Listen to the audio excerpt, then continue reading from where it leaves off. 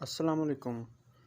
میں کئی دن سے محسوس کر رہا تھا کوئی نادیدہ وجود ہے جو ہر وقت میرے آس پاس رہتا ہے، خاص کر تنہائی میں چلتے ہوئے لگتا کوئی میرے ساتھ ساتھ چل رہا ہے۔ اکثر میرے پیچھے قدموں کی چاپ سنائی دیتی، مڑ کر دیکھتا تو کوئی نہ ہوتا۔ گھر سے باہر یہ احساس مزید قوی ہو جاتا۔ رات کے کسی پہر اچانک میری آنکھ کھل جاتی، کمرے کے باہر قدموں کی چاپ سنائی دیتی، جیسے کوئی چل پھر رہا ہو۔ دروازہ کھول کر دیکھتا تو کوئی نہ ہوتا۔ اس کے علاوہ ایک اور تبدیلی بھی میں نے محسوس کی۔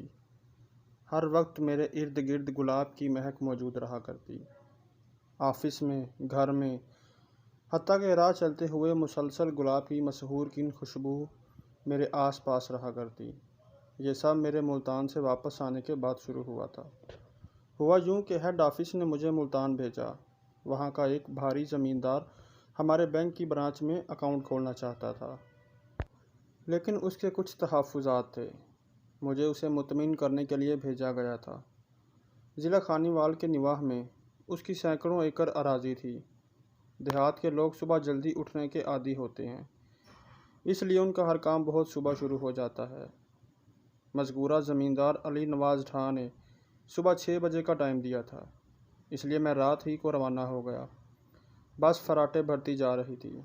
آدھی رات کا وقت تھا، تقریباً سارے مسافر سو رہے تھے، کئی تو باقاعدہ خراٹے نشر کر رہے تھے۔ میری سیٹ ڈرائیور کے بالکل پیچھے تھی۔ دوران سفر مجھے نیند نہیں آتی، لیکن نہ جانے اس دن کیسے مجھ پر غنودگی چھا گئی۔ اچانک ڈرائیور نے بریک لگائی۔ 100 میل فی گھنٹہ سے تیز رفتار سے چلنے والی بس تقریباً الٹتے الٹتے بچی۔ میرا سر زور سے ڈرائیور کی سیٹ کی پشت سے ٹکرایا اور آنکھوں کے آگے تارے ناچ گئے۔ جو مسافر سو رہے تھے وہ سیٹوں سے نیچے آ گرے۔ ٹائروں کے زمین کے ساتھ رگڑ کھانے کی زوردار آواز کے ساتھ ربڑ کے جلنے کی بو بھی محسوس ہوئی۔ مسافر ڈرائیور کو برا بھلا کہنے لگے۔ بس سڑک کے بیچوں بیچ آڑی ترچھی رکی ہوئی تھی۔ رات کا اندھیرا ہر سو پھیلا ہوا تھا۔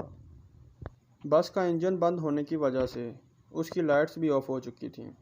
ڈرائیور دونوں ہاتھ اسٹیئرنگ پر رکھے یوں ساکت بیٹھا تھا جیسے انسان نہیں پتھر کا مجسمہ ہو۔ کیا بات ہے استاد، نیند آ گئی تھی؟ میرے ساتھ بیٹھا مسافر جو سیٹ سے لڑک کر نیچے جا گرا تھا، اٹھتے ہوئے بولا، یا نشہ کر رکھا ہے؟ ابھی بس الٹ جاتی تو ایک بھی انسان زندہ نہ بچتا۔ اس نے ڈرائیور کو ڈانٹا۔ دیگر مسافر بھی ڈرائیور کو کوس رہے تھے، لیکن وہ سب سے بے نیاز سڑک کو گھور رہا تھا۔ بس کا مالک پچھلی سیٹ پر سو رہا تھا، جلدی سے لنگڑاتا ہوا آگے آیا۔ شاید اسے بھی چوٹ لگی تھی۔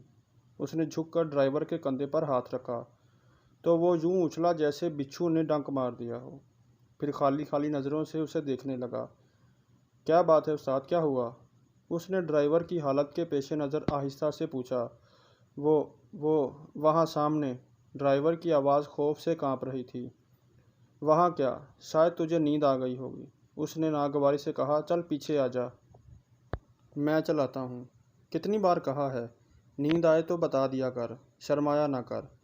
چل پیچھے، اللہ کا شکر ہے بچت ہوگی، ورنہ تو نے تو مروانے میں کوئی کسر نہ چھوڑی تھی۔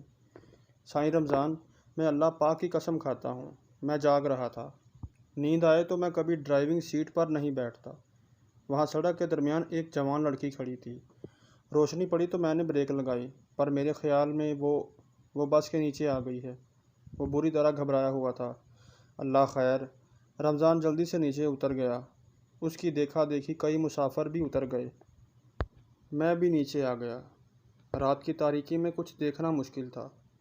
سڑک کے دونوں طرف شاید کھیت تھے، کیونکہ دور دور تک کسی عمارت کا ہیولہ تک نظر نہ آ رہا تھا۔ اچانک مجھے گلاب کی خوشبو محسوس ہوئی۔ میرا وجود جیسے معطر ہو گیا۔ شاید قریب ہی گلاب کے پودوں کا فارم ہوگا۔ میرے دل میں خیال آیا۔ رمضان بس سے ٹارچ نکال لایا تھا اور اس کی روشنی سڑک پر ڈال رہا تھا۔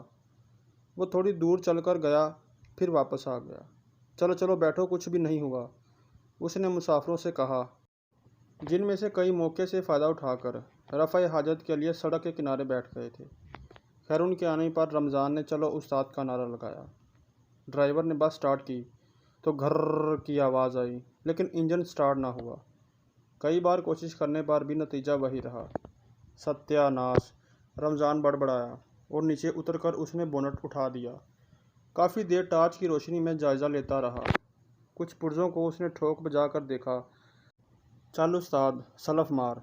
اس کی چیختی آواز باہر سے سنائی دی، لیکن ہر کوشش بے سود ثابت ہوئی۔ نیچے آ کر خود ہی دیکھ اس مصیبت کو، اس نے ڈرائیور کی کھڑکی کے پاس آ کر کہا۔